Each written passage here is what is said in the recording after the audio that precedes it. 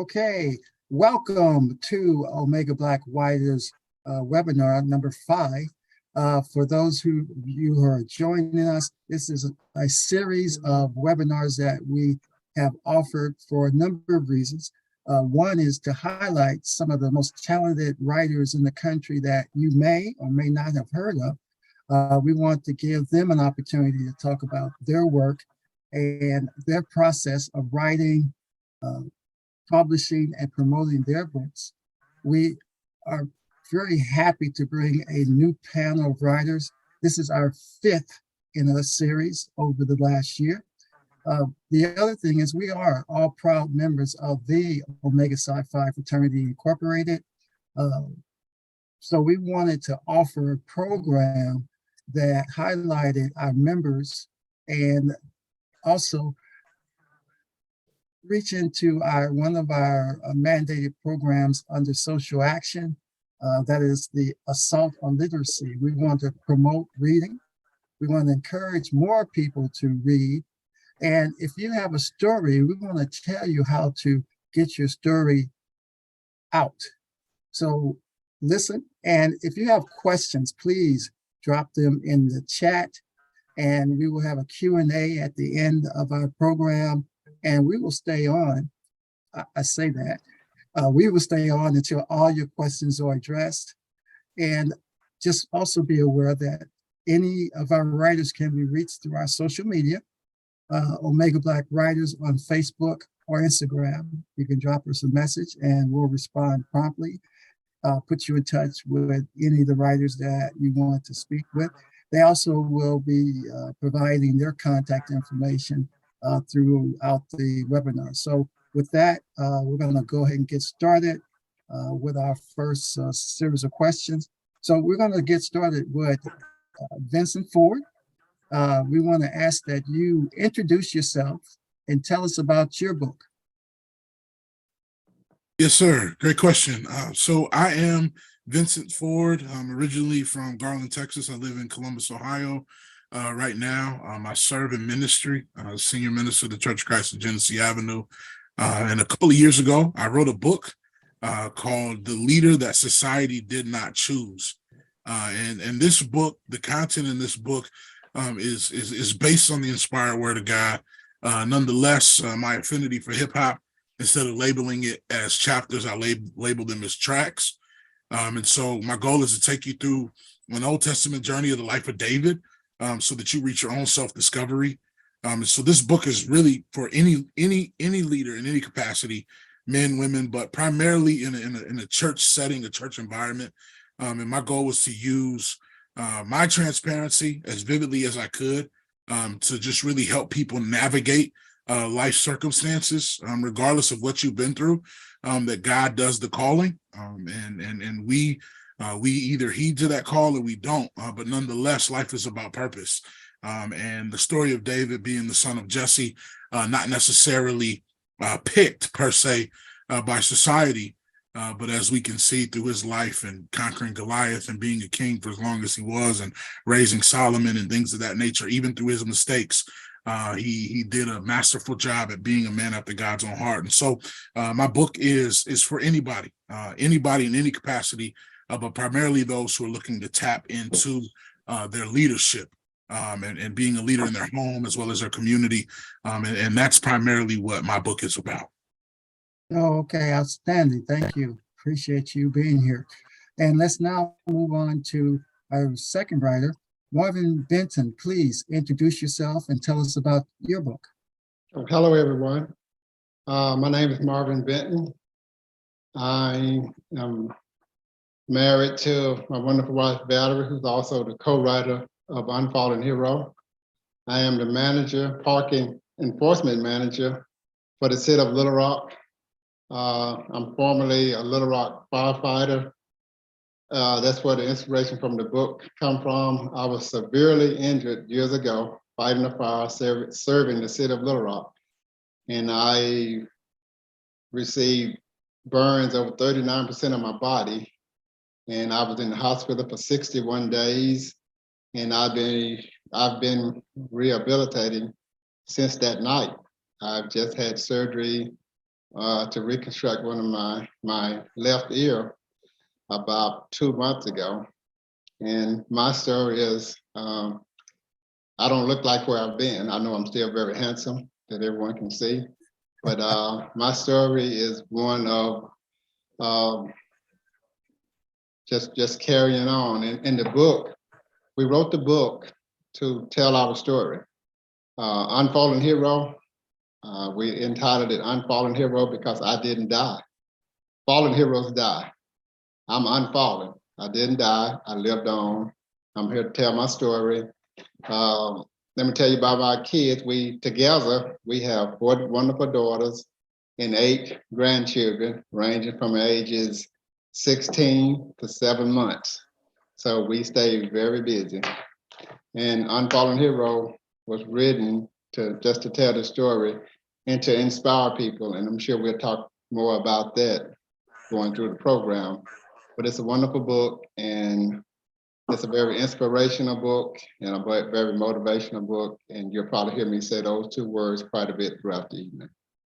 All right, thank you, Marvin Benton. Okay, let's move on to our next outstanding writer. Lonnie Williams, please introduce yourself and tell us about your book. Thank you, Brother Holliday. I'm Dr. Lonnie Williams. I presently serve as the Vice Chancellor for Diversity, Inclusion, and Community Engagement at Arkansas State University, where I've been employed for the past 19 years.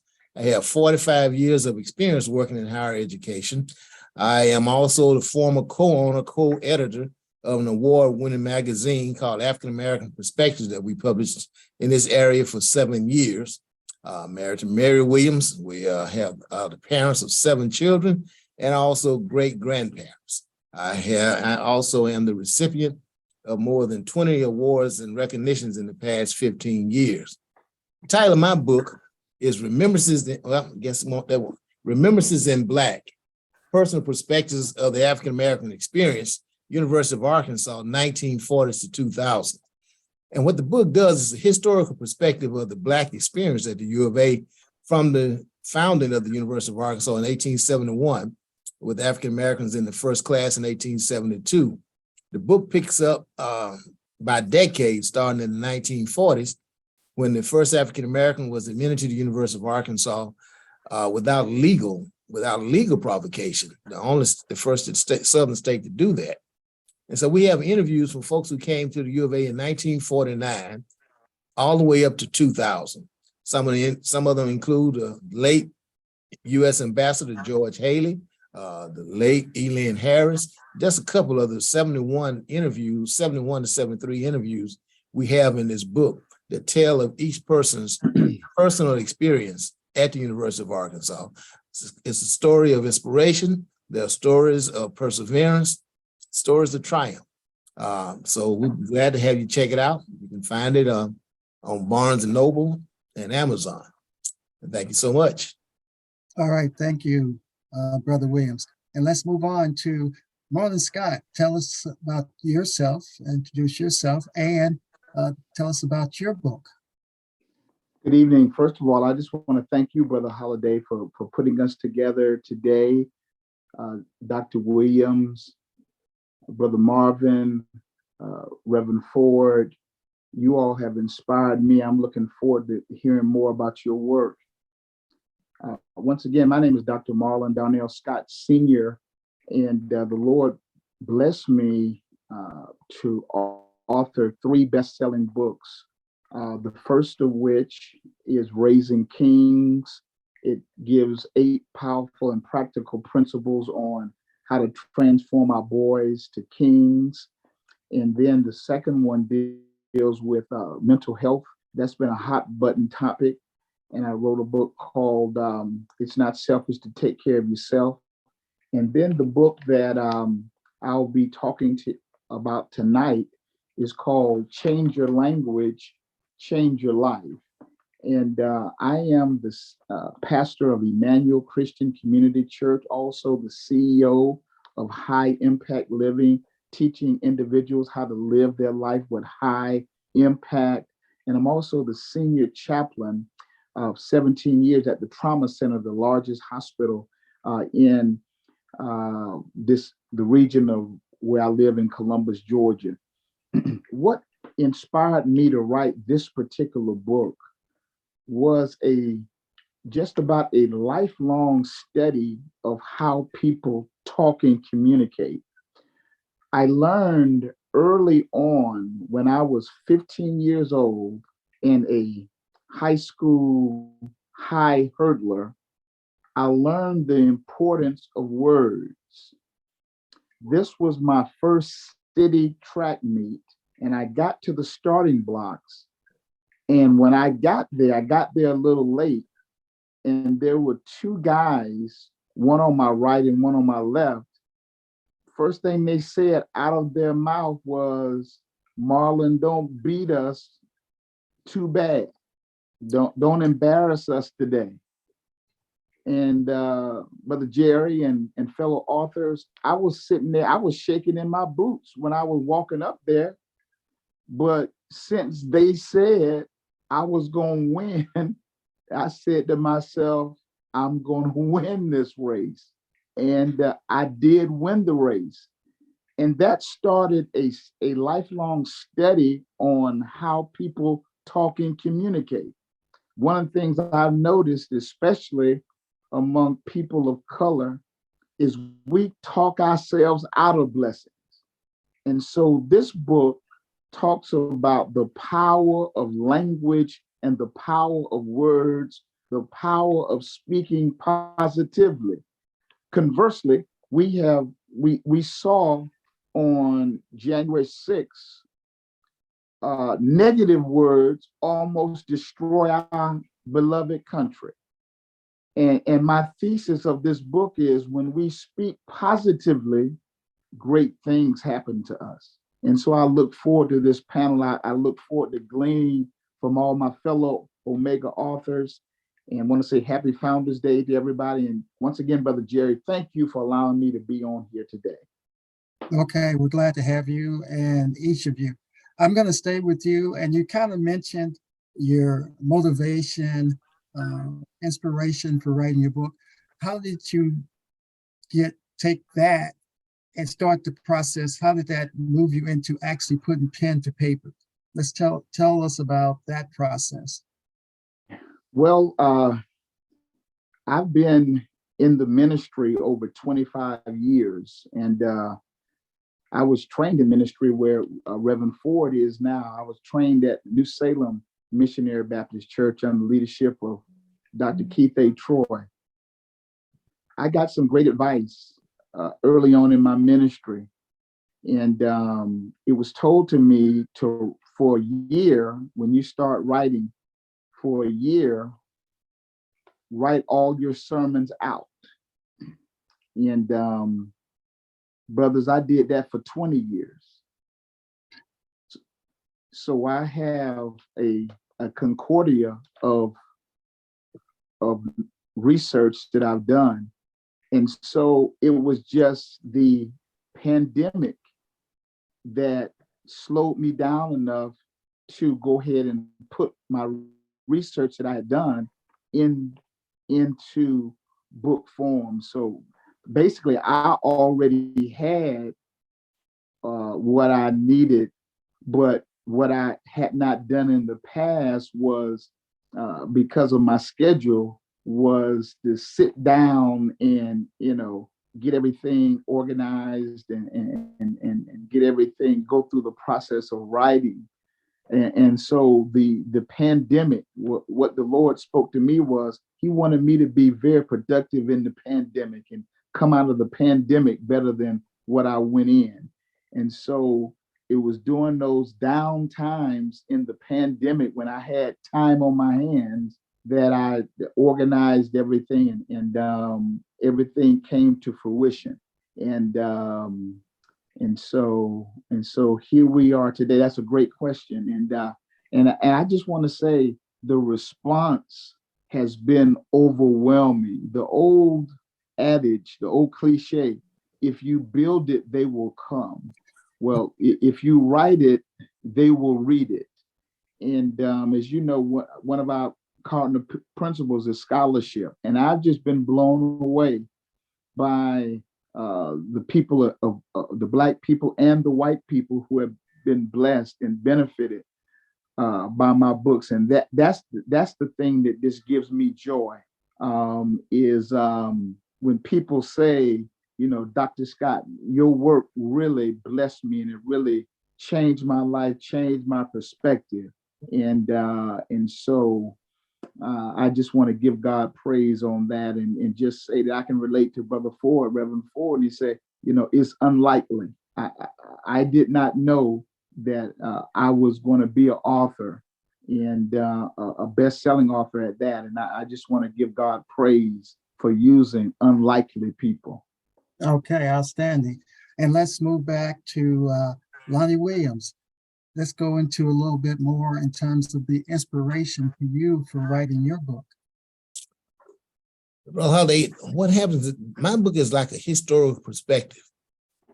And like I said, we go back to when African Americans first attended the University of Arkansas. And what the inspiration was, I was afraid that people would die out before their stories could be told. It's one thing to have dates and who was the first to do this, who was the first Black to do this on the campus. But what we did not have with all that was their perspective of what was going on with them on that campus. And we wanted to get it in their own voices, along with having the historical perspective of what was going on the campus, in the state, and the country during each one of these decades. And so the book is set up in decades, starting with the 40s, 50s, and 60s, and so on. And so like I said, we were able to get those people from the 40s, the 50s, the 60s, and 70s to tell their own story about their experience. And so people now can have that opportunity to go back and read and find out what people were actually going through during that time frame. More importantly, if you're on a predominantly white campus and you don't know why African Americans don't donate money to you, you probably need to read my book and find out what Black folks are going through on these predominantly white campuses. And you'll understand why they do not freely give up their money. And so by capturing these histories, it's there for people to read and to understand and to glean some stuff from it. We also have a timeline in the book so that you don't come up here in 2010 saying I was the first Black homecoming queen. No, look at this timeline. You'll see that was the first Black homecoming queen in 1984. So that's another added advantage to it. And with each interview, everyone gives a short bio so you can see what they've accomplished since they've left the University of Arkansas. So that was the inspiration for the book. Okay, outstanding. Interesting story. Marvin Benton, tell us about your inspiration. You talked about your unfortunate circumstances of surviving a life-threatening fire, but how did you then decide, what was the turning point of taking that experience and putting it down and getting it published? After I was injured, I dealt with a lot of things with the fire chief, because I actually wanted to stay on the fire department in uniform and finish my career. I actually love being a firefighter. I'm a very caring and giving person, and I thought being a firefighter was what I was put on this earth to do. So I know I couldn't fight fires anymore because of my injury, but I felt like there was so much within the fire department that I could do. So when my wife and I started talking about really getting serious about writing this book, we went to the fire department and asked to see the logbook from that night that I was injured. And when we found the page from that night, basically the logbook said, firefighter injured. It didn't talk about that I was almost killed, basically died inside the fire. It didn't talk about I was burned over 39% of my body. It just said basically firefighter was injured on the scene. We sit there and we looked at that page for 5 minutes, probably looking back and forth at each other, trying to understand how could they say firefighter injured. So from that point on, we was determined to get this book written, and that was the inspiration to get us started, seriously getting started about writing this book. And not only that, my wife was one day sitting in the car in the garage. I heard her pull up, and she was there for quite a while. And I went to the door to look, and she was doing a lot of gyrating and things going on. So I didn't bother her. But once she came in the house, I asked her what was going on. And she said she was talking to God, and God told her that it was her obligation to help me get this book written.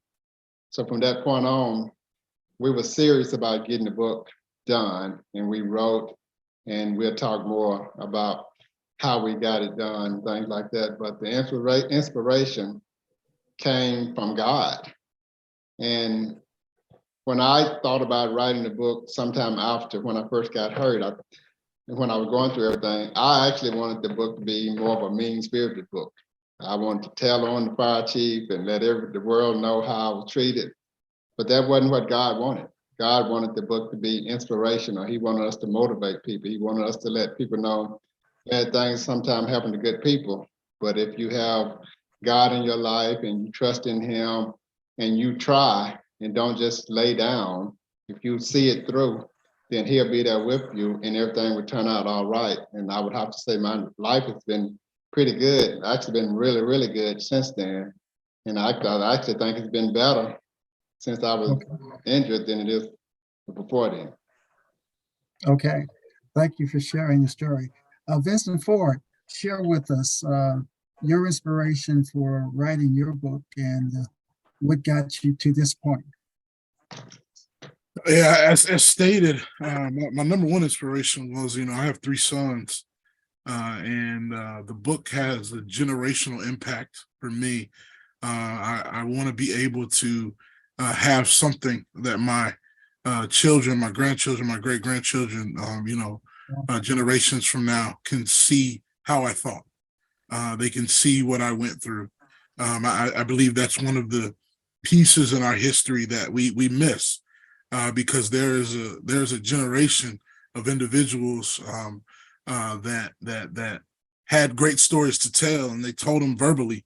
But thank God for those who've been able to write books, and we can take a good look at what some of those people who came before us wrote down. Personally, my first ministry assignment ended terribly.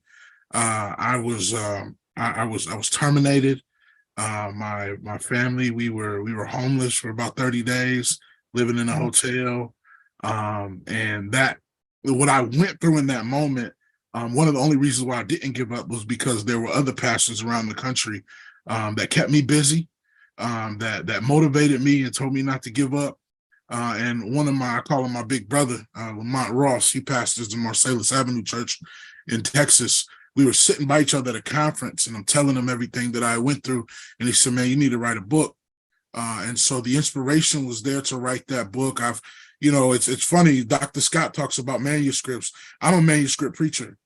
And part of the reason why I'm a manuscript preacher is because one of my mentors, he gave me boxes of sermons. And I was able to not only read his sermons, but see his development in his skills and his preaching style. And it really made me want to, because I could preach without notes, that'd be fine.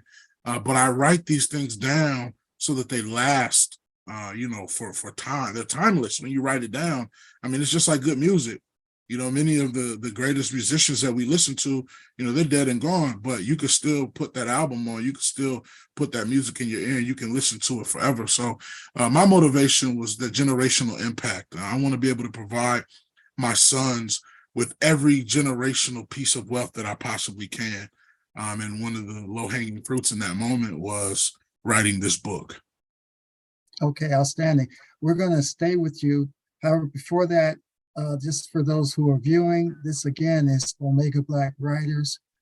It is the latest in a series of webinars that we're offering to promote literacy. We feel as men of the Omega Psi Phi Fraternity Incorporated that literacy is important, that there is an assault on literacy, that we as a nation, as a people, should read more, because there are intellectual benefits. You become more knowledgeable. Things become more you're able to digest the issues and the concerns and make better decisions. So we are promoting these outstanding writers. We want to give them a platform that they could tell you about their work and that you can support them. Yes, indeed, we're going to ask that you look at our individual writers and support them with a purchase of a book. We'll talk about where those books can be purchased from here shortly. But just keep in mind, those who are attending tonight, you're eligible if you registered and you attend, you're eligible for a drawing. They've each donated several copies of their books that they've signed that we will make drawings and we will get them shipped out to you. So you can reciprocate by purchasing the book of one of the writers that you don't win. So we hope that you will support them, but also keep in mind, if you're paying attention, these are bright, articulate subject matter experts. So if you need a speaker for your church, for your youth group, for your students, for your business, these gentlemen are available for speaking engagements, and you can reach each and every one of them through our social media, Omega Black Writers, or on Facebook or Instagram. Now, back to Brother Ford, we're going to ask you to outline your journey becoming published in terms of how long did it take you to write your book? Once you had it written, what was your process of getting it from a manuscript to being published?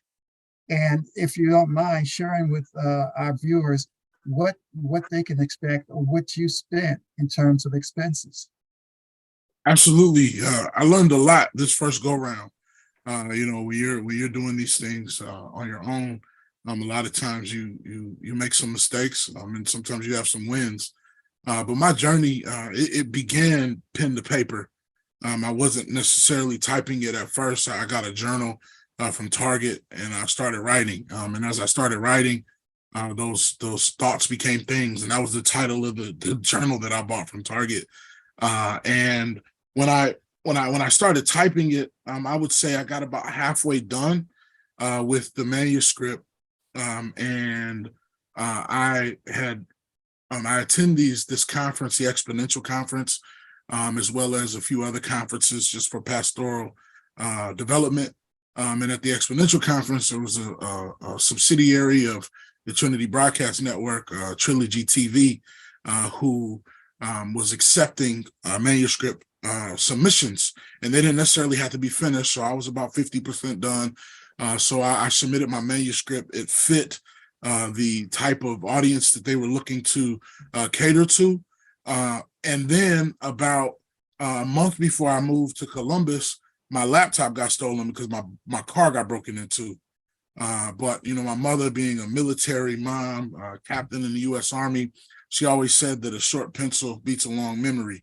And so I was thankful for the fact that I was able to have at least a good portion of my book still written in that journal. And so I did have to start over on some parts, but I had a good outline going, and I was able to retrieve a lot of information due to cloud-based saving and things like that.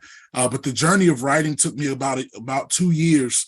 And then it took about almost a year, like, to get everything squared away, as far as like the layout is concerned, the editing, you know, that was you have to be patient when you're editing, because you're reading through things, and the people that are editing it, they're human too.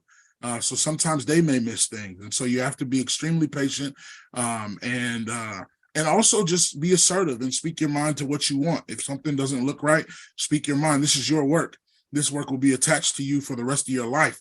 And so obviously there's cost involved, right? And so the publisher did have various services as it pertains to graphic designers, as well as editors.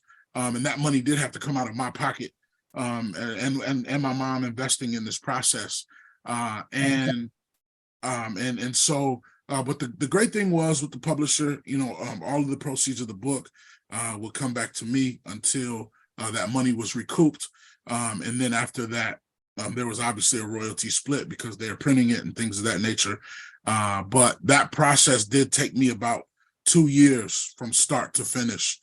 maybe a little bit shorter had my car not got broken into. But I was actually able to add a little bit of that in the book. So, like the old adage goes, God works in some very, very mysterious ways. And he definitely did. But it's been a benefit because I've been able to provide some insight as it pertains to leadership, even at my age that I'm at today. Okay. And you mentioned some expense. How much do you think you spent out of pocket? So out of pocket, it was pretty close, probably a couple $1,000 between editing and things of that nature. So again, you're investing in yourself, but that should motivate you to want to, hustle and get the word out about your book and get positive feedback and prayerfully it'll be a success depending on the work that you put in. It's different when people know who you are. But when you're starting from scratch, people are getting to know you, and you have to give them reason to want to purchase your work and the things that you create. Outstanding. Marvin, Benton, tell us about your journey. How long did it take you to get your book written? What did you encounter in terms of expenses? And what allowed you to actually get your book published? What was the steps you took in that regard? Okay, I think I mentioned earlier that from years back, I had notes that I had written down about things that was going on. And I actually had pictures of myself in the hospital. And one of the things we did, I actually had a video that I went to the fire department and got. I got it from a local news channel, now that I think about it. There's a video that I had that I'd never looked at. I just couldn't look at it for years and years and years. But my wife and I think I mentioned earlier, I know I did that, my wife was a co-writer. And we sit down and we watched the video of the fire that I was inside. And it was a raging inferno. And I actually, for the very first time, watching that video, seen myself when they brought me out of the fire and how bad I was injured, and the ambulance with all the lights and all going on. So we used that as inspiration to start writing. And it actually was hard to talk about it in the beginning and then to write about it. But once we started writing and we really got into it, it became fluent. And there was times when she wanted to write and I wanted to watch football. And she wanted to write and I wanted to watch basketball. But she would stay on me and I would talk and she would write. I would take notes down wherever I was, if I thought of something, I would just write it down and I would come home and say, look, I thought of this today. And we would put it on paper. So writing the book was a challenge for me, because this book was about me and about me almost losing my life and about me not being, for me, considering that I wasn't being treated fairly. I wasn't being treated fairly at the time. So writing the book wasn't always easy, but it was something that I felt I needed to do. So we would just write, and it took about 2 to 2.5 years of writing and putting it all together. And like I say, seeing that fire, that was the first time I watched it. So once I seen that, I knew I really did have to write this book. So we really got with it and we would write. And once we got it finished, we found a local person here in Central Arkansas, Marie Trotter, and we sent the manuscript to her. And she edited it, sent it back to us, made her suggestions, and we changed a lot of the stuff, based on her suggestions. Some we didn't, some we wanted to keep just like it was, which if you're writing your book, you have that, that right to say, no, I don't want to change this. So some we did and some we didn't. She actually did the copyright for us. She did the Library of Congress to make, she took it from there. And now one thing I want to mention that we did, for our fans and people that's listening, we actually had to Google Unfallen Hero to make sure someone hadn't already wrote a book called Unfallen Hero, because you can't write a book and use the same title that someone else has used. Fortunately, no one had used Unfallen Hero, so we were able to use it. But once she got it, she did everything for us. She basically sent it and did the cover You know, she sent us, we sent her what we thought we wanted to look like, and she added that, and she finished it from there. And she was very good with us. And like I said, her name is Marie Trotter, if you're in Central Arkansas, or if you just want to look her up and get her to do some work for you. She's very good. And she did everything from that point on.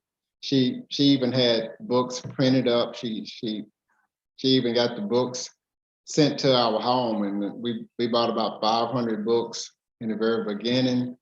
And we basically had the books there, and it wasn't long after that we started having speaking engagements and book signing, and we basically went through those 500 books pretty fast. And since then, she set it up for when we want new books, we can just order them ourselves. We don't have to go through her. So we have an event coming up, and we think we might need extra books. We can just order them. And we went to Jonesboro, Arkansas, Dr. William, not very long ago. I wish I thought about you being there. And we had a speaking engagement there that was very successful. And that's what we do when because of her, we're able to get books anytime we want to without going through anyone else. So that's how we Now, got. what was your cost? You didn't mention how much all this Our cost. total cost from beginning to finish, what we paid her was around between $5,000 and $6,000. That Okay. included the book that we actually ordered and had sent to our house. Okay, we just want everybody to understand that writing the book is just part of the process, that there are going to be expenses that will be incurred. But that, as we see previously mentioned, is an investment. I do believe that if you self-publish like we did and don't use some publishing company, it's probably going to cost you a little more. I heard Brother Ford say his was around $2,000, but we did everything ourselves, and ours between $5,000 and $6,000. Okay, outstanding. All right, and Lonnie Williams, let's talk about your journey. You know, how long well, I know part of your process was the multitude of interviews that you had to do and working with all the individuals that you were interviewing. So I would expect your process to take longer. But once you tell us about that, tell us about how long that took and how you got from getting everything put together and getting it published to us. Yes, you're right, Brother Holiday. It did take just a little bit longer. My colleague on this book is Dr. Charles Robinson, who currently serves as the interim chancellor at the University of Arkansas. He wrote the historical perspective, and I did conducted most of the interviews. But to begin with, he came to me with the idea and said, I want to write a history of the Black experience at the University of Arkansas. He just wanted to do the historical perspective. I said, man, I've been thinking about doing something, but I want to do an oral history. Yeah, and I said, hey, you want to work together? And that's how we came up with this partnership to do this. And we came up with a 2-page proposal and took it to the University of Arkansas Press on what we want to do. We came up with a little temporary table of content, showed them some of the people we wanted to interview. And the University of Arkansas Press jumped right on it and said, yeah, we'll publish it. And so we were able to get them as a publisher and save some funding that you all didn't have, some expenses that you all had. But the time frame, when you do an oral interview, you had to get it transcribed, and then you had to send it back to the interviewee and get them to go back over it and send it back to you with their okay or their changes. They make some changes, you had to send it back to them and make sure that you got the changes as they wanted and everything meets their satisfaction. But the problem was that could take as long as 6 months in some cases. So it took us anywhere between 2.5 to 3 years from start to finish to get this done. As I mentioned before, we had one lady who was crying during her interview. So when she got the transcript, and about 3 or 4 months passed, and I hadn't gotten it back from her. So I called her back and I asked her about it, and she said, I'm sorry. She said, every time I pick it up, the hurt keeps coming back, and I started crying all over again. So it took us about 6 months to get her interview back. And we had a few others the same way.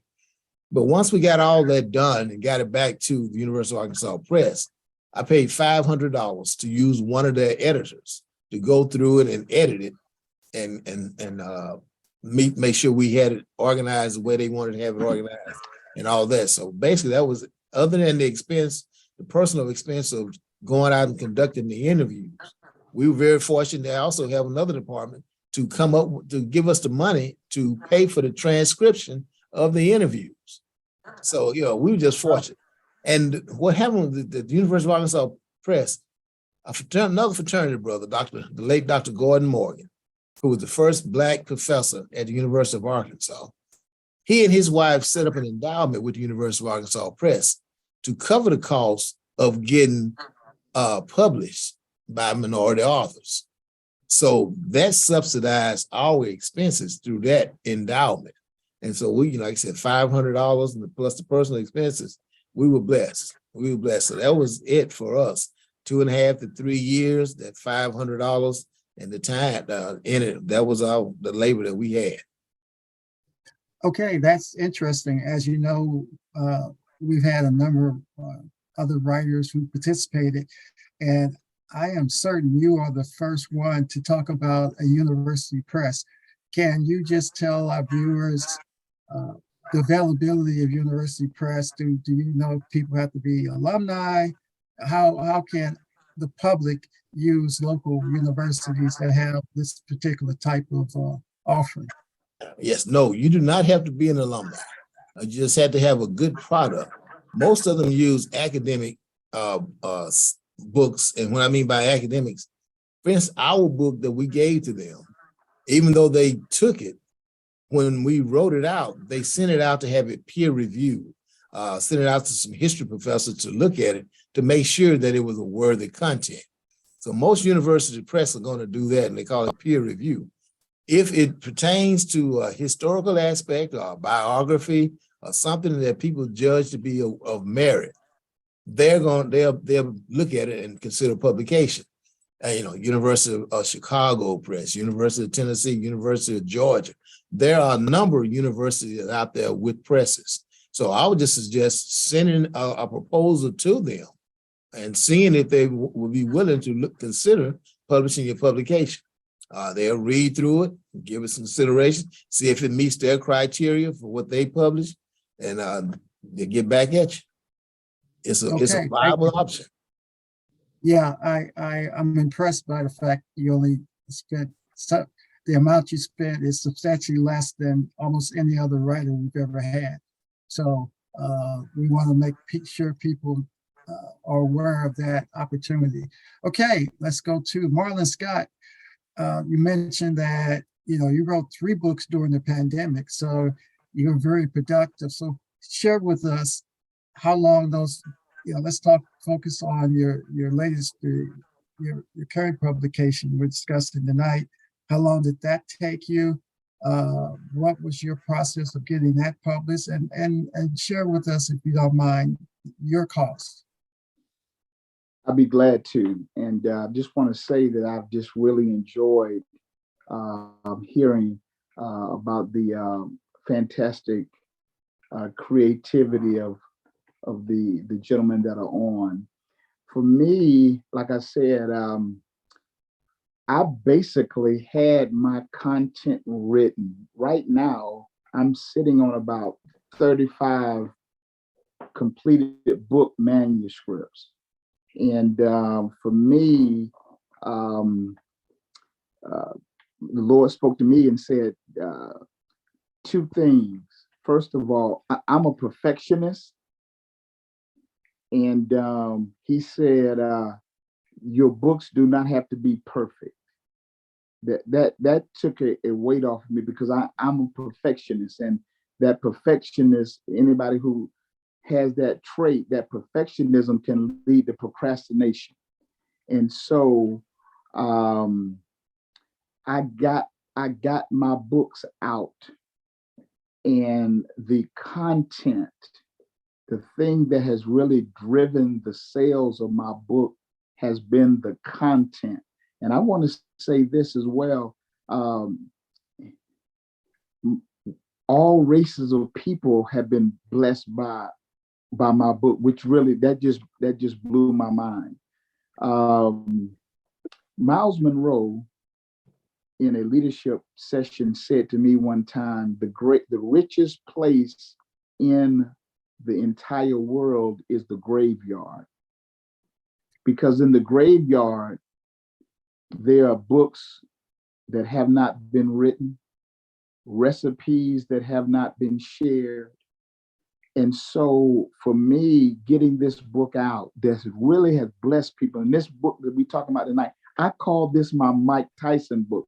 You know, Mike Tyson was, he was not a tall heavyweight. He was 5'9", 5'10", but we all know Mike Tyson packs a punch. And in my book, it packs a powerful punch, and is really impactful for the people. So what happened in my process, there's a lady in town that every now and then I would have her to type up a manuscript for me, and she charged me like about $50, $75. When I was in my doctoral, doing my doctoral dissertation, she typed my dissertation for me, and she it was very reasonable. So when I was just writing out the manuscript, and I called her and said, "Hey, I have this manuscript I want you to write." And when she looked like, to me, when she found out it was a book that I was writing, she upped the price. So it went from like $50 to like $500. But then in listening to the other authors and you, Jerry, that's pretty reasonable now that I'm looking back on it. So when I had the manuscript, right, and so when I had the manuscript done, I was just thinking to myself and praying, what's the next step? And in that process, which was very short process, one of my church members said, "Pastor, if you looking to publish a book, I know somebody in Texas that will publish it."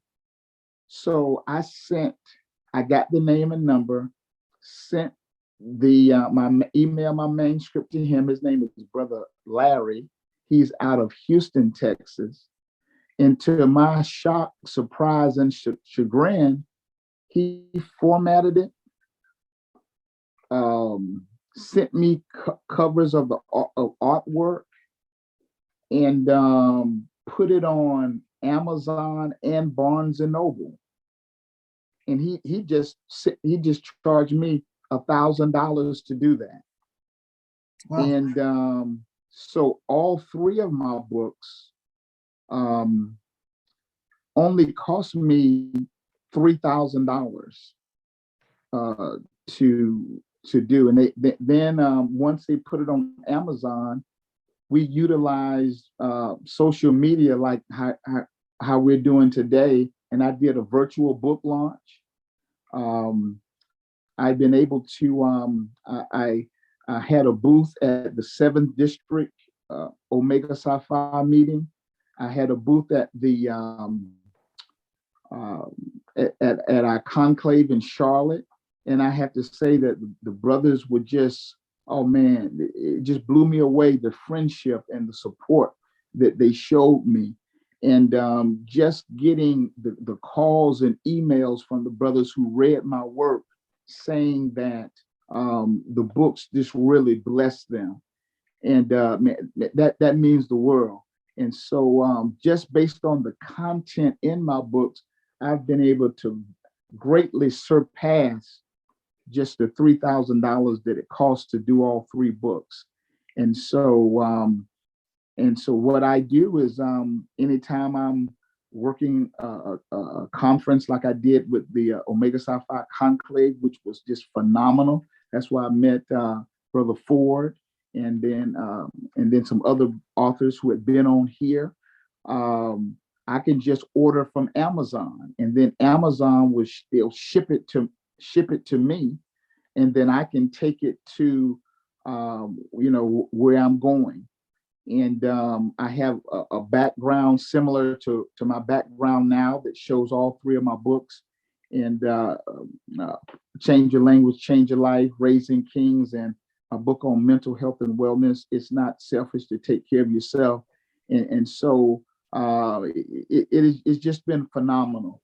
And I just can't thank God enough. I just can't thank you enough, Brother Holiday, and thank Omega Psi Phi and everybody who's been so supportive of my work.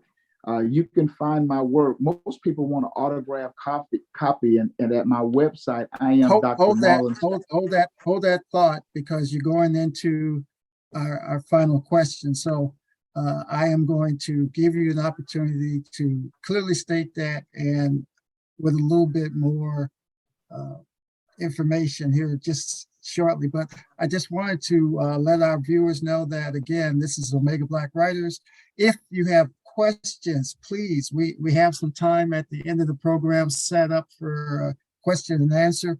Please put your questions in our Q&A, and we will address each and every question before we leave this evening. And if you need to reach any of our writers, again, you can reach them through Omega Black Writers social media on Facebook or Instagram, and we'll put you in touch with them right away. We basically are very good in terms of follow-up, so that won't be a problem. So with that, let me go ahead and ask you this question. Why should people, and you were talking about it pretty elaborately, but we want you to go into the specifics. Why should people have your book on their bookshelves? What will they get from reading your book? How will you bless them, enrich their lives? And also go ahead and share with us where your book can be purchased. Great question. What the people will get when they order this book and any of my other books is an impactful and insightful book that's practical and portable and user-friendly, that will just really change the course of their lives. In the book that I'm talking about today, Change Your Language, Change Your Life, language is so important. And a lot of times we don't realize that most people are just inherently negative. And I mean, how you doing? How you doing, brother? How you doing, sister? Well, ain't nothing going on but the rent. If I had my hand, if I had your hand, I'd trade my hand in. And we think and I remember one time I was talking to a friend of mine who makes $350,000 a year. But when I say, hey man, what's going on? Man, shoot, I'm broke just like the next brother. Okay. That negative talk. And I want to say this. This is the thesis that I write about in this book. It's can be as difficult learning how to speak positive as learning a foreign language. Because negativity has been so ingrained in us. But I just want to say that when we speak positive things come to us. I want to say I'm on here today. Brother Holiday, you're from Las Vegas.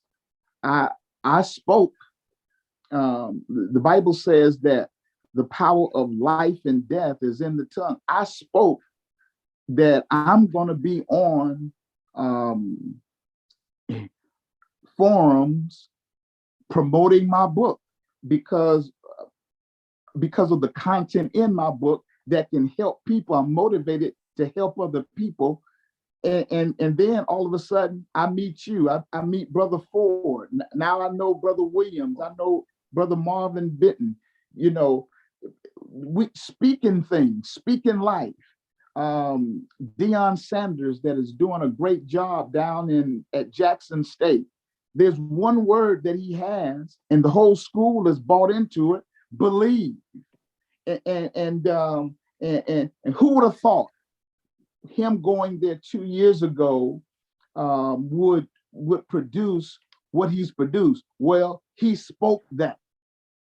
And so when we speak things, it happened. God, for those of us who believe in in faith, and I know most of us do, God spoke the world into existence. He said, let there be light. And all of us, we should be speaking light. We should be speaking blessing over the Linden area, Brother Vincent, and over our towns and cities where we see crime. And where are the brothers and sisters speaking light? So in this book, I talk about how to change our language where we're speaking great things. You know, I got to say this over our children, and I have a book right here, Raising Kings, based on how my parents my working class parents put 3 young men to graduate from Morehouse College. What we speak over our children, you know, most people speak over their children. And, you know, in Omega Psi Phi, you know, youth mentorship is very big in our fatherhood initiatives and all that. Well, most people speak negatively over their children. Oh, you just gonna be like Uncle Leroy. Or you just gonna be, you know, go sit down somewhere. I don't want to hear what you have to say. Instead of speaking life, I speak that you're a king, you're a queen. I speak that great things are going to happen to you. You're going to be the valedictorian. You're going, and see, when we hear that, we can be that. And so that is Scott, we're gonna. I can feel a sermon coming on. So right. Let's share with. And share you know, with, I gotta say this too, but I gotta say this, Brother Jerry. You know, I'm very enthusiastic. That's very. You see, I'm a 4 in Omega Psi Phi. I'm just very enthusiastic, and so, but I just want to send love out to everybody, and you can get my book at IamDrMarlonScott.com. You can go through Amazon or Barnes and Noble, but most people want an autographed copy, and you can just go to IamDrMarlonScott.com, and we will ship out to you as soon as you order it. You want to get this as gifts. Is Christmas time is coming, you know. yes. And so go to IamDrMarlonScott.com. And once again, thank you for this time. I yield my time back to you. All right, praise be. Okay, Brother Williams, please tell viewers why we should have your book on the shelf, which is an interesting book. I love history, but everyone doesn't have that desire to know that. But I understand history teaches us many things. So share with our viewers why your book should be in the library and where you can purchase your book. Again, the title of my book is Remembrances in Black, Personal Perspectives of the African-American Experience at the University of Arkansas, 1940 to 2000. And the book is inspirational when you read the stories, and it's also a story of perseverance. And I think everyone can understand that it's not just the history aspect of it, but when you read their success stories, and I know you're trying to think, what, they just went to college and got a degree like anybody else. I'm not going to say that. And everyone's experience is totally different. But you'd be hard pressed to find a historical perspective on any college campuses about the Black experience there. I think this book is quite unique, maybe one of its kind in the country. So I think that's one aspect of it. And to hear the different stories from each and every one, especially going at each decade to see what it was like during that time frame. I relate this story in the 1960s. A student came back from campus, and this is one of the interviews in the book. And he walked in his residence hall and he heard a bunch of guys cheering. And he asked another guy, he said, hey, what's going on? What they cheering about? He said, haven't you heard? They just assassinated Dr. Martin Luther King. So this was a bunch of white students cheering because Dr. King had been assassinated. So, you know, how you got to live in this building with these guys and expressing that. And you have all these kind of stories that are in the book. And you can purchase a book through Amazon, Barnes and Noble. I can say, unfortunately, with the cost of it, the book is 340 pages. So it costs quite a bit to print. So even for me to buy a reduced copy as an author in the paperback form, it's still $20. So, I can't order 2 boxes and go out here and a hope and prayer, but order it through those, order it through those. And, I'll be more than happy. You want to mail it to me to autograph it and send it back to you at my expense on the mailing if people would like to do that. But I think it's worthy of your read and your time. Thank you. All right, thank you. Marvin Benton, tell our viewers why your book should be in their library and where your book can be acquired. Okay, Brother Holiday. First, I want to thank you for all the work you do putting on this forum and giving us an opportunity to talk about our book. A few years ago, or some years ago, there was a song, it was a gospel song called "I'm Just a Nobody," trying to tell everybody about somebody who can save anybody. Well, I'm not here to tell you that I can save you, because we only know Jesus Christ can do that.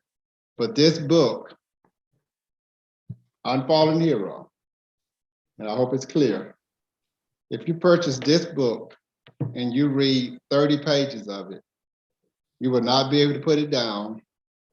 You will be very motivated and you will be very inspired. This book was written to let people know bad things sometimes happen to good people. Bad things are going to happen. I don't care if you're rich, poor, old, young, black, or white. Something bad is going to happen in your life. This book, if you read it, you will see that if you believe in God, you have faith, and you do your part by fighting through whatever you're going through, you will be inspired to never give up. And that's what I believe this book is about. And I believe we was challenged by God to write a book that he would be proud of, not a book that I'm proud of or my wife, who was the co-author, would be proud of. This is God's book, and everything in it. The words in this book. And I was talking to a brother just today, one of my fraternity brothers, that told me that when he picked up the book and started reading, he could not put it down until he finished it, because every page inspired him to read another page. So this book will inspire you to never give up. I believe people should buy this book and give it to their teenage children. I believe they should buy this book and give it to their college students and let them know that when you go through hard things, think about what this brother went through. And when I see people, when I'm walking around in downtown Little Rock, and I see people living on the street, and I see people with one leg, and I think about me, but when I see them, I think, well, maybe what happened to me wasn't so bad. And then I used to really be angry when I first got hurt, and it was like, why me? Why me? And I would actually name brothers, and I would think, and I'm not gonna say the name, but so-and-so was worse than me. And so, but I finally realized that God was trying to tell me, why not you? Why not you? I chose you for this because I knew you could endure. I knew you would go through it, and I knew you would come out on top. And I believe that's what I've done. I've met all the challenges, and I've lived through, and God gave me the opportunity to tell my story so people can pick this book up and read it and be inspired. And they can pass it along to their children and their grandchildren and say, read this book. If you think you're going through something, see what this brother went through. After almost losing his life, 61 days in the hospital. And they wasn't ready to let me go then. And I actually told them, you don't let me go, I'm gonna call the ladder truck up here. We're gonna break this one out and I'm gonna get out. But 61 days in the hospital, years and years and years of reconstructive surgery, skin grafts, releases. And like I said, when we started the show, just in August, I went through reconstruction of my left ear. So it's motivation. This book will motivate you, and you will not put it down until you finish reading. And I've been told by other people they've read it at least 3 or 4 times. So if you get this book, you will not put it down until you finish reading it. You can buy this book. You can purchase this book you can go to unfallenhero.com. You can go to bookbaby.com. You can message us on Facebook, and we will discuss how to pay, price of the book and all of that. And immediately after, we will sign the book and mail it to you That's, right away. And I actually rather have you to have a signed book than just a book off of Amazon. I like signing my books, and I like telling my story. I like to go and let people hear me talk about my story. I got all my gear. Some years ago, I thought my gear was thrown away. The gear that I was wearing, turnout gear is what they call it. And I thought it was thrown away. Assistant chief called me and say, "Hey, Marvin, we was going through one of the warehouses. We found this box that had Marvin Benton on it. We opened it and it had all my turnout gear. My helmet that was just about melted, my coat and my pants they had to cut off me, that was burned so bad that when they pulled it off, my skin came off with it. And they gave it to me. And I got it. And whenever we travel and speak, we always take it and let people look at it, and they can see what I went through because of what I was in. So if you're looking for a motivated speaker, hit me up. If you want a great book to read to inspire you, purchase the book. Okay, outstanding. All right, and Vincent Ford, please tell us why your book should be on our bookshelves in our library and where your book can be purchased. Absolutely. This book should be in your library because it's about perseverance. It's about overcoming obstacles. If you know anything about the story of David biblically, Goliath was a great accomplishment, but Goliath was only the beginning. And my goal is to help people understand that great accomplishments are awesome and they should be celebrated. But sometimes that's what's going to catapult you into the real place of leadership. And that leadership requires a number of tenets. It requires mercy. It requires justice. It requires fearlessness. And those are all the things that I wanted to put in this book. And also for the simple fact that, I tell people when I'm speaking to youth and people, like, I'm not supposed to be here. I was raised by a single mother. I have 3 younger brothers. We got into a lot of activity growing up because my mom worked 2 and 3 jobs. So we spent a lot of time at home by ourselves, got in a lot of trouble, things of that nature that I don't have to elaborate on, but I shouldn't be here. But I know that it is by the grace and mercy of God that I am here. And I'm thankful to be here. And so this book, it gives people an opportunity to see their missteps and to see their accomplishments for what they are, but to hold fast to the idea that even when nobody's cheering for you, God is the one who still chooses you. So he chooses us. Man doesn't choose us.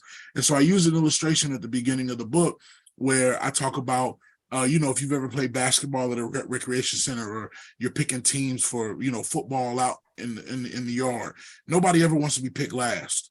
Right. I'm pretty sure if you look at a guy like Tom Brady, he didn't want to go in the 6th round. But that has been the mark of his greatness, that sometimes no matter where you're picked, it's about what you produce. And so for me, everywhere I go, every time that I step in front of a microphone, every time I put pen to paper, I try to be as prepared as I possibly can, because I know that it may be the last opportunity that I get to convey or the purpose that God has given me to be able to do what I'm able to do. And also being in ministry at the age of 19 was no easy task.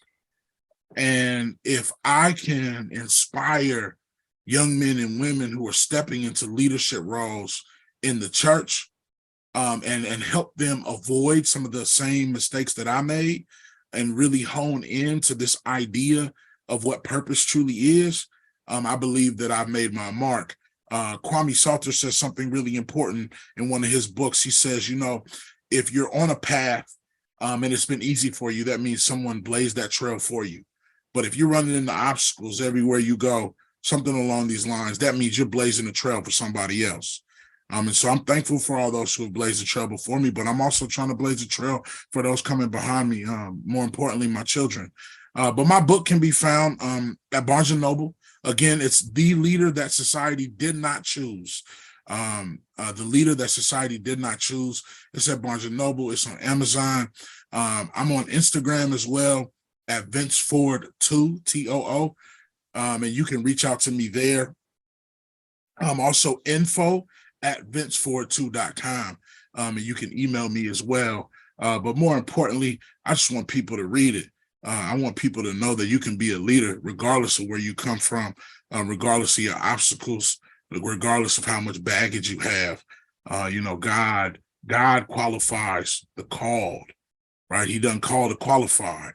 And I know that from my perspective, my mother being raised in the projects, my grandmother cleaning houses, my mother raising us the best that she could, dealing with addiction and gangbanging and all of those other things that my family had to navigate, so that me and my brothers could achieve the greatness that we've achieved. And I got to give a shout out to my mother, because all of my brothers, we all not only have bachelor's degrees, but we have master's degrees. And she raised us to be hardworking young men. And I'm thankful for that. And so you'll see a lot of references to my mom in the book, and my dad as well, because my dad did teach us the spirit of hard work. But nonetheless, again, this book is for all ages too. If you want to help your high school kids, and I have 2 mentoring groups here in the city the curriculum is based off of this book, because we need to be raising leaders and equipping young men and women to be leaders in society. We're not going to Pharaoh to ask for a seat. We're going to Pharaoh to make demands, because we want to be liberated. And that is my goal, is to free the people and liberate the people through the auspice of leadership. Outstanding. All right, gentlemen, we're going to do Q&A. I only see one question at this point. I also have, as I mentioned, a question or two for each of you. But what I'd like to do is recognize some people and organizations for allowing us to put this program together, the series. I wanted to thank the Kappa Psi chapter of Omega Psi Phi in Las Vegas, Nevada, for supporting this program from the start. I want to thank Dr. Andre Denson, who is the current boss list of that chapter, for continuing to support the vision, and also Brother Jaman Kearney, who was the immediate past bosses, who was in office when we started the program. I want to thank the 12th District of Omega Psi Phi for their support. They send our information out throughout the district and have given our writers an opportunity to speak at meetings. I want to specifically thank our district representative, Brother Kwame Dow, for his great leadership of the district. And I want to thank our support staff. I know nothing about IT. My knowledge is very limited. I'm a user, not a programmer. If something goes wrong, you're on your own. But I want to thank Donovan Bale, who was the initial person that allowed us to make sure things could run smoothly. And our newest IT person, Allison Reed. I started to say Duck because that's, I guess, his nickname, but we'll leave that alone. But Allison Reed, I want to thank you for your support of the group and organization. And those who are viewing, please, if you have any questions, please share those with us. With that, we will move into Q&A, and let's see what we have here. And like I said, I do have a couple of questions. Okay, I already know. Marvin Benton, this question is for you. Okay. It says, where is the wife, co-author of the book? She's here, but she don't want to be on camera. Okay, well, I guess someone noted that you had great support and were wondering where she was. Okay, with that, one of the questions that I'd like to ask each of you, and if you could, keep your responses down to, a minute or so, and we'll start with Marlon Scott.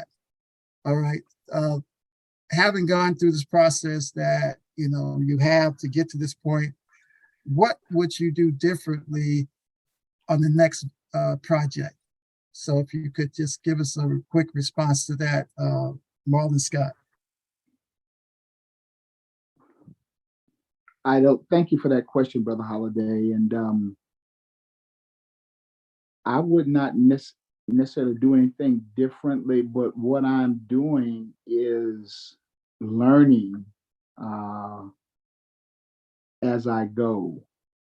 And I'm learning from you, Brother Holiday, from Dr. Lonnie Williams, from Brother Marvin Benton, from Reverend Vince Ford. So what I've been doing is just taking copious notes mentally um, from everything that's been said, and then the other speakers that you forwarded it to us as well. This was a great time of launching the book. And what I'm just looking to do is to get better. You know, marketing is very important. Positioning the product, and then asking, you know, when you're confident that you have a great product, asking people to support and buy the product. But looking back on it, there's not anything. This was a great process of birthing, launching my first 3 books, and now it's you know, once again, positioning and marketing at this point, and learning from others. So one thing I learned from you, Brother Holiday, is using Instagram. I've not used that platform. I've used I've used Facebook and Zoom, and it was when we did that Instagram piece, that was so easy. That was kind of scary. I was like, whoa. All I did was push the button and you and I were on there. And so I'm just what I'm doing is formulating a game plan to use all the tools at my disposal, even to get my great product more exposure. So thank you once again for that question. All right, very, very good. Lonnie Williams, if you know, based on what you know now, what would you do different on the next go around? You know, I think I will work harder, depending upon the type of publication put out, work a little bit harder to get more of the people that I really want to hear from. You know, I went based upon the memory I had of who was the first here and there. And then you reach out to someone else and you find out from them who was the first here, and you use that as an audience. You know, it took us 2.5 to 3 years.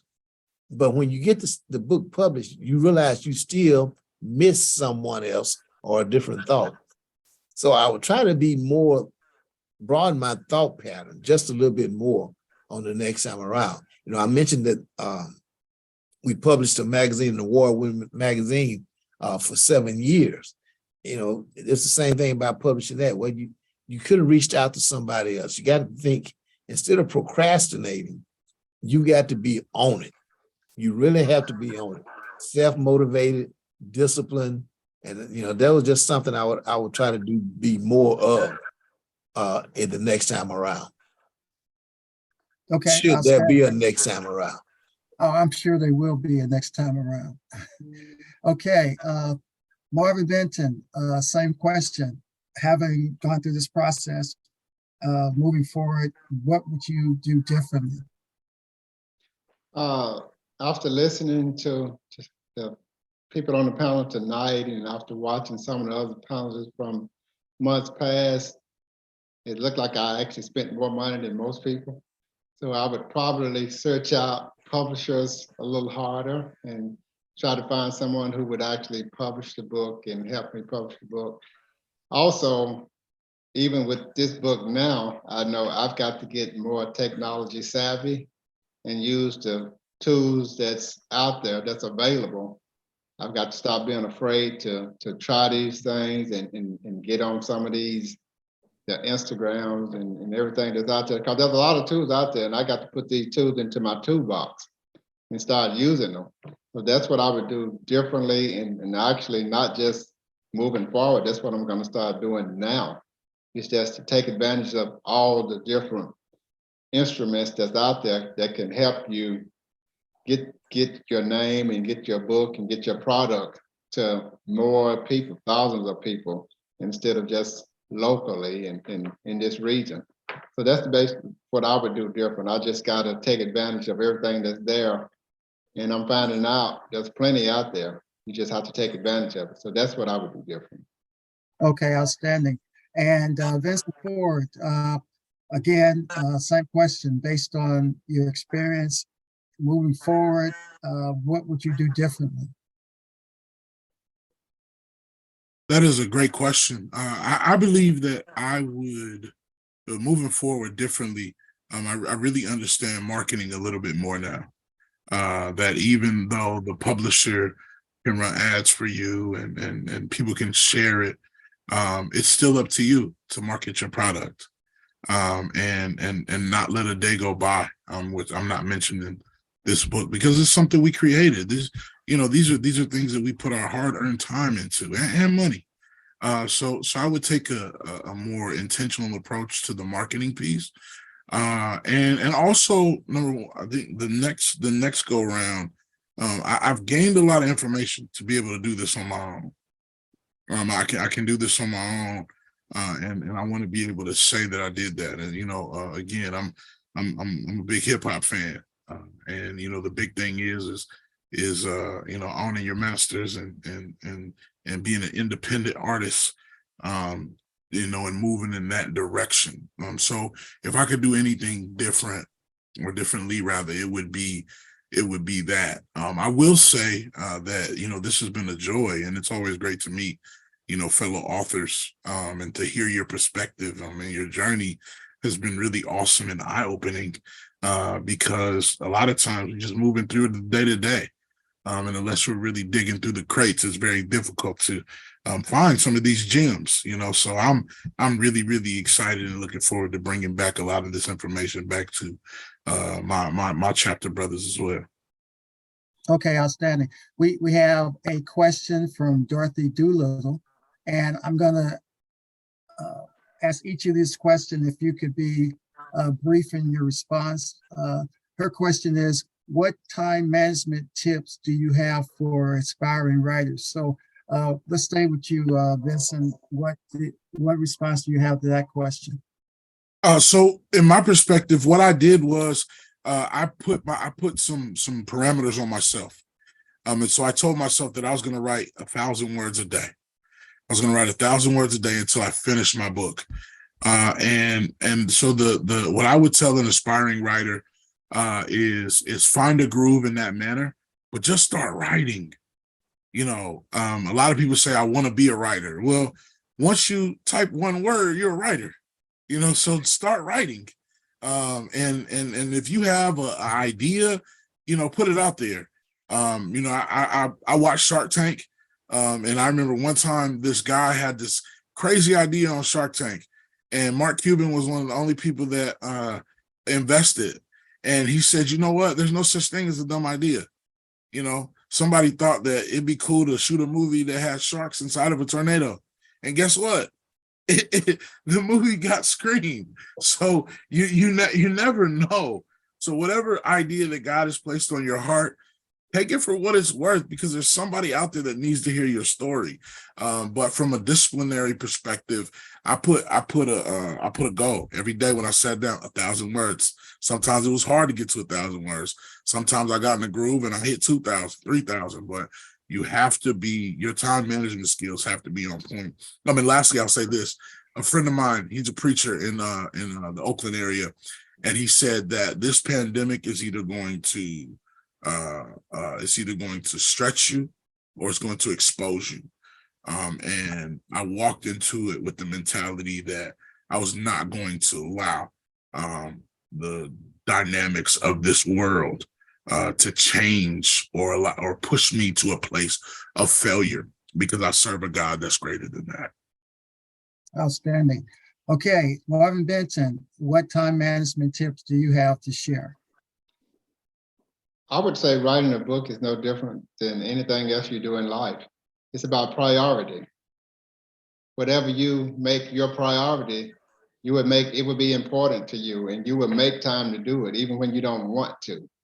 I'm not a person that put barriers on myself. I'm going to do 1,000 words a day, like Brother Ford would do.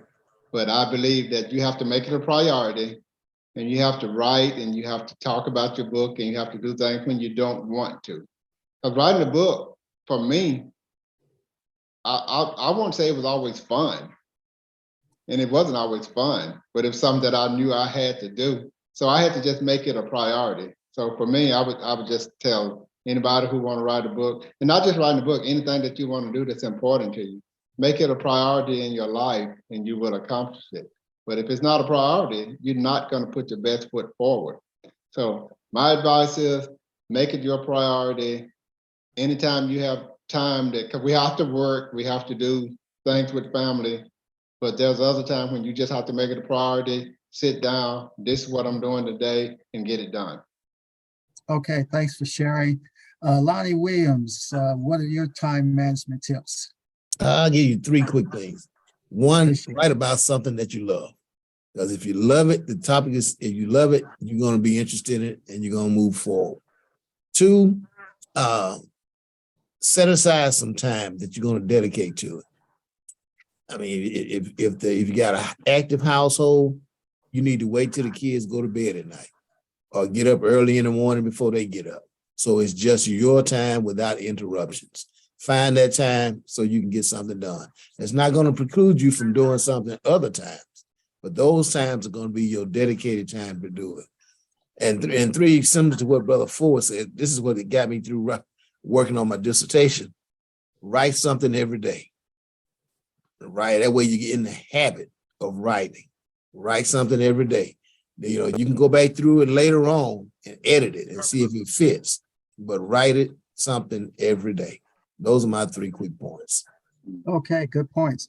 Okay, Marlon Scott, what are your time management tips? And let's keep it brief.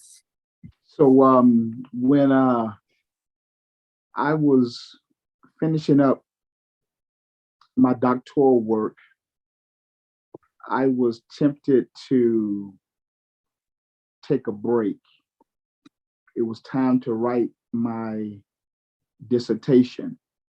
And I was watching 60 Minutes, and they did a expose on Tyler Perry. And the question was posed to Tyler Perry, why are you so obsessive about finishing? Tyler Perry told a story about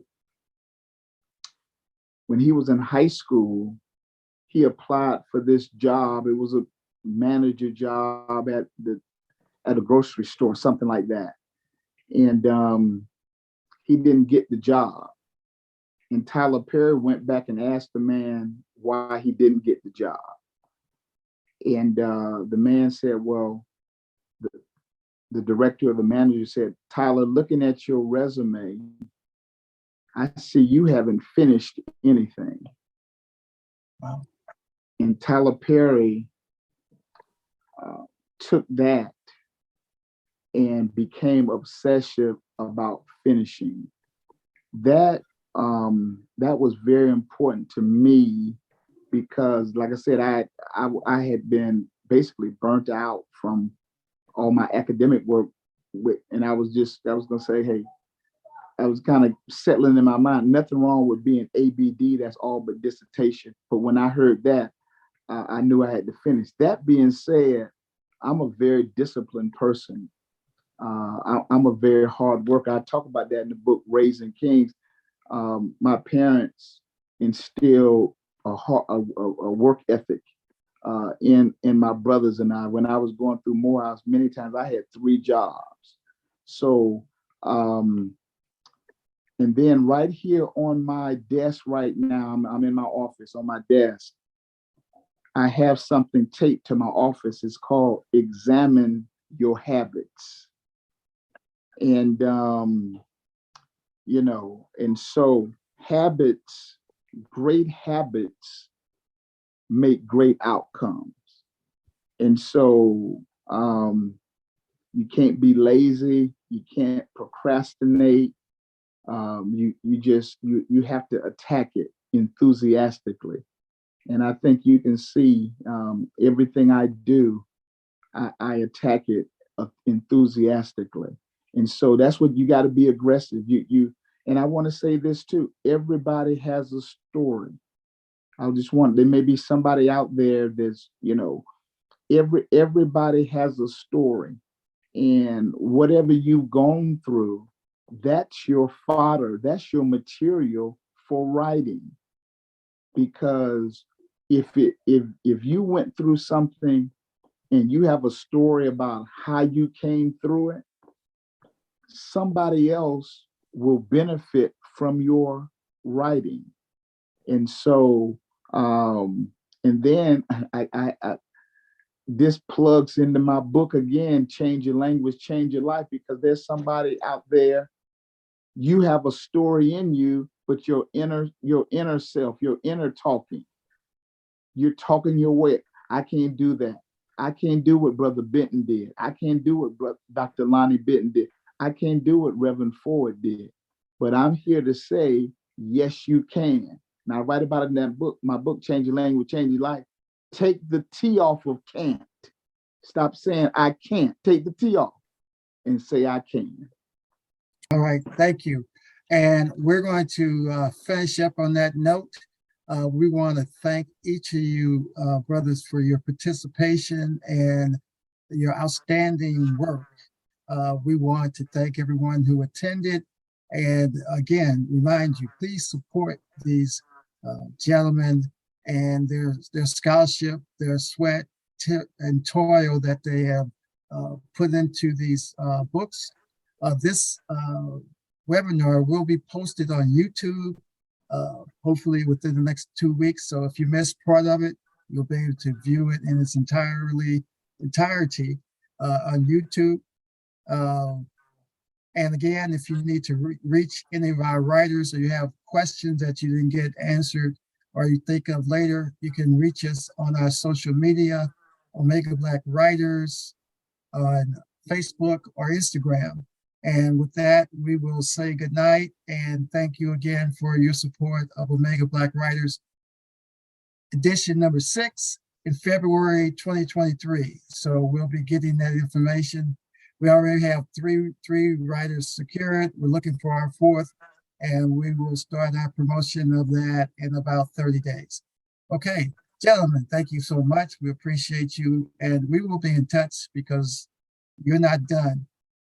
We got plans, so we'll be in touch with you. All right, we're gonna call it at this point, and Allison, take us away.